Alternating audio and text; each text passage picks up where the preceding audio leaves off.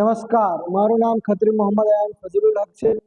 હું ધોરણ 12 ખત્રી વિદ્યાલય ઉચ્ચતર માધ્યમિક શાળામાં અભ્યાસ કરું છું।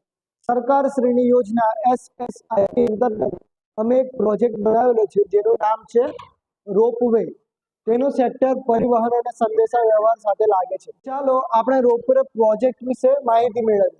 રોપવે પ્રોજેક્ટ આવવાથી પરિવહનમાં નવી ક્રાંતિ ઉમેરાઈ છે। આ વાહન હવામાં કેબલના માધ્યમથી ચાલતું આધુનિક મુસાફરી પદ્ધતિ પર આધારિત છે। એ ખાસ કરીને પહાડી વિસ્તાર અને ગીચ ટ્રાફિકવાળા વિસ્તારમાં જોવા મળે છે।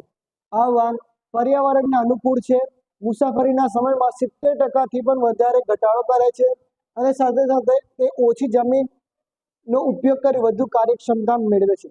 અમે આ પ્રોજેક્ટ દ્વારા દરેક નાગરિકને સસ્તી, સુરક્ષિત અને પ્રદૂષણ રહિત મુસાફરી પૂરી પાડવા માટે પ્રતિબદ્ધ છે। ગ્રીન મોબિલિટી એ સુરક્ષિત ભવિષ્યની છે, એટલે કે આપણે રોપવે દ્વારા 100% વીજળીથી ચલાવી શકીએ છીએ। તેમાં કોઈ જાતનું પ્રદૂષણ થતું નથી।